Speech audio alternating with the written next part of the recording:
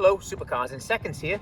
Today with the 750S for 2024, an evolution of the amazing 720 car from McLaren that's really taken things to another level. They've incorporated some of the components from the 765LT, some lighter components in the engine to get the engine spinning up quicker. But let's take a look through the car from front to back and I'll show you all the differences. Then we'll do a handover and show you the controls that someone would receive when they took delivery of the car. So I brought you alongside looking across the splitter here. You can see how huge this is now. When I first saw the image, I wasn't sure, but I absolutely love it in person. Like a lot of McLarens, they're much lower and much wider in person than they look in a photograph. This big splitter is just amazing how it forces the car into the ground. It has to be bigger because the big wing we're going to see on the back in a moment is much bigger than it was on 720. Probably a 765 wing, but I didn't say that. The lighting area is a tiny bit narrower, still all opened up, and I can force my hands through all these little junctions to get air onto the turbochargers. It's also a canard that you see on the outside of a car. It's built into the headlight. Amazing design. Now at the side of the car, you can see this crazy interior that we'll come to in a minute. This is a performance specification with McLaren orange accents, and it's wonderful. We added the McLaren orange seat belts and of course the brakes to match. This new panel here is different than it was on 720S. It's much more pushed out this way. So much so they had to add an additional bit of aero here to force air into clutch cooling, brake cooling and so on down the side of the car. Because why not? If you've got air traveling around the car, let's put it to use, and McLaren certainly does that. Several new wheel designs for 2024. This is the Vortex wheel in the diamond cut, and truly beautiful. The lightest wheel they've ever put onto the series production cars, and you can feel that in the steering actually, not at low speed, at very high speed. You can feel that it's lighter. It's very interesting. More aero. They've pushed this further out, the back bumpers pushed further out, and they've added, you can see my fingers poking through perhaps, another bit of aero just to keep that air tight to the body on the way out. What nobody ever talks about with a McLaren is its stability. At 150 miles an hour, these things feel like you're doing 80 miles an hour. They really do. Very few cars are like that. Crazy view. This is the big difference from 720, of course, would be here.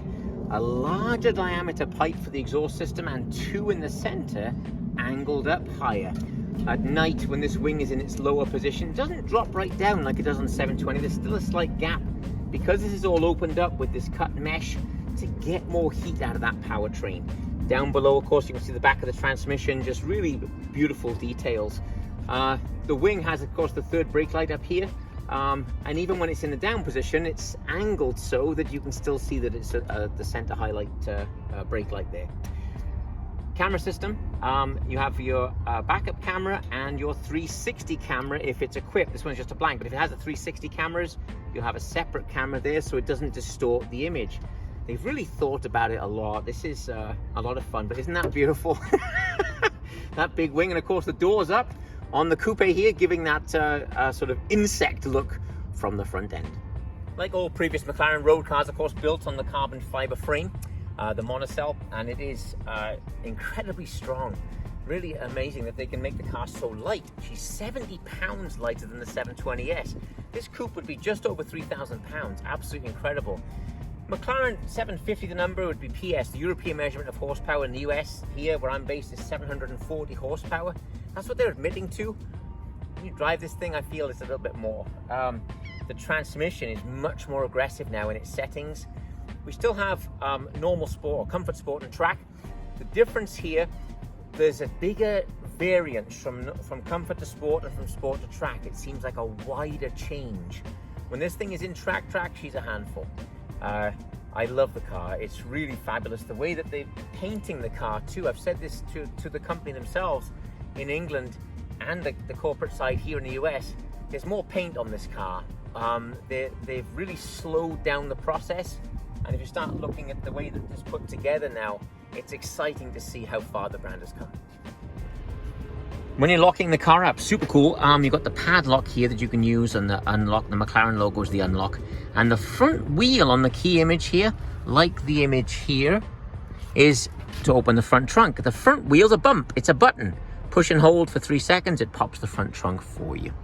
When I close the car down, I don't need to use the key if I don't wish to. I can reach down into this engine vent, and at the end of my finger, there is a button. Can you see it there, right there? It doesn't push in, it's just a glass button that you can put pressure on. So let me close the door down. That's got him. And then I touch on the button. That's it. The red light has come on now inside. Can you see that? Then the mirrors fold in to let me know it's locked. So that's most of the exterior stuff. Look at this wing. It's completely crazy. I mean, look at this. I put my hand on it. Look how huge that is. It's crazy. Yeah, really fun. This interior, spectacular. I really like this. You know, when I saw it on the configurator, I thought it would be too much orange. It's not. It's just right. It's incredibly bright. The camera might not even catch it, but it's beautiful. This one has the carbon interior pack, so it gets here on the AC vents. Of course, the A-pillars you can see over there are carbon fiber exposed. And just beautiful. A lot of storage in the coupe. I'll put it in there and you'll see how much glass there is. Everything is glass, so you can see out of a McLaren very well. But let's chat about this this powertrain.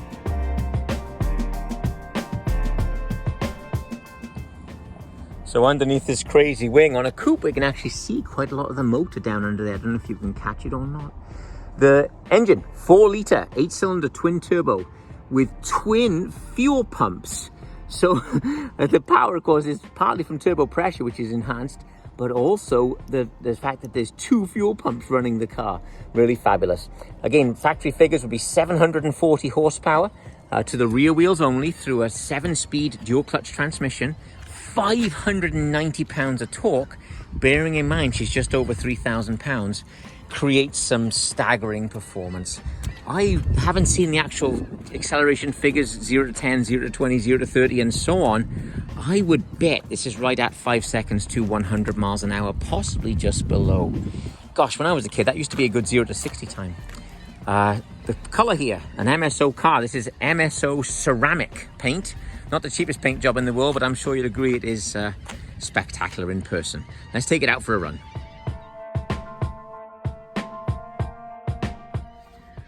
Okay, I got birds everywhere. Now, look in them behind me. Look at this opening. It's crazy.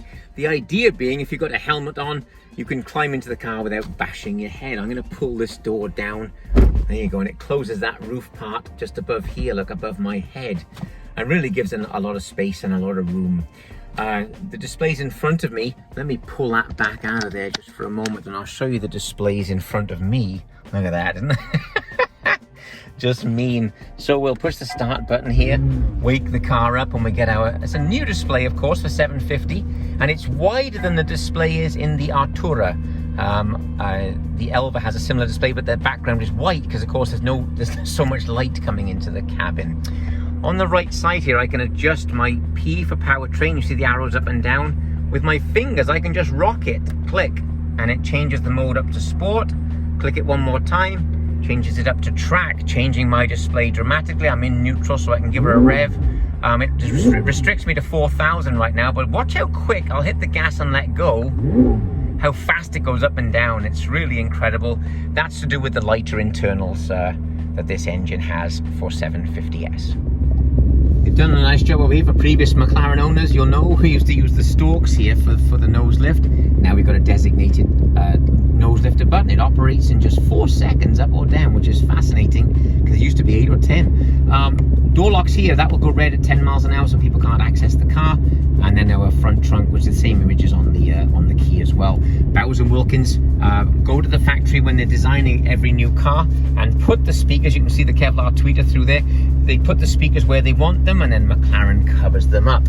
You see the passenger door there looking beautiful. This one has the carbon interior, which is rather a nice option as well on the mirror, window switches, sorry, as well down there.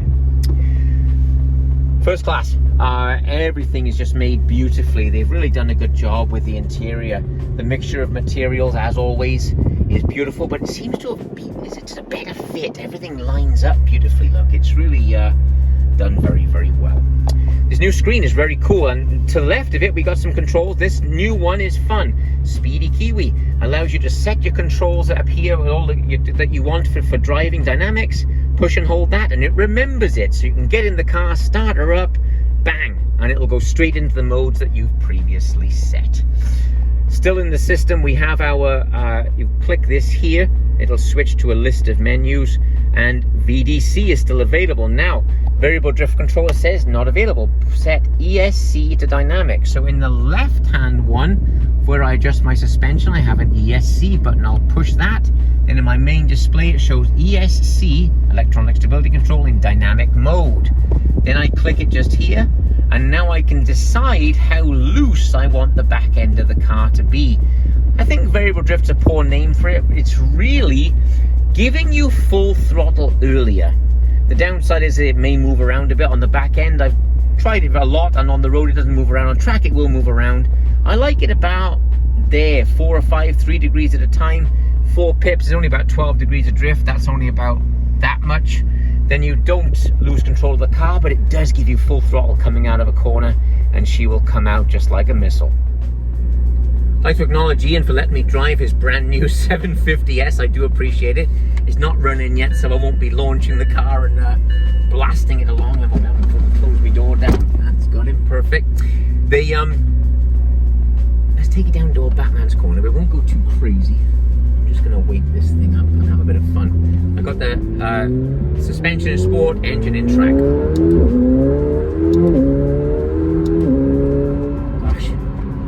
Turn in here. Oof. What they've done, they've extended the ends of the axles. They've pushed them out a little bit, and it makes it sort of a wider stance. You really feel it there. I'm not going to bang on Ian's brakes too hard. Still a 15.5-inch front rotor, 15-inch rear rotor. If I push the brakes firm, you might see the wings stand up. No, I didn't do it. Let's put that wing up in the back. Gosh. Transmission. Listen to this. I'm going to go down the gears. Click it again. The very second you touch it, a lot of LT here, I assure you. Let's see how she turns in here. Gosh, just amazing. It's lighter on its feet. You can definitely feel that. And that was interesting going into old Batman's corner there. I could feel that the stance was wider. It feels it feels wide. It's only a tiny adjustment, but it's enough. The latest generation P0 tire. This is the coarser version that Ian ordered, so really a very grippy tire and giving us maximum feedback from the road. Steering, sublime. As always in a McLaren, it's hydraulic. So they kept that hydraulic steering to give us maximum feedback at all times. This is really a triumph. I'm so happy they've done this car right. No rattles, no squeaks, no shakes. Everything about it is first class.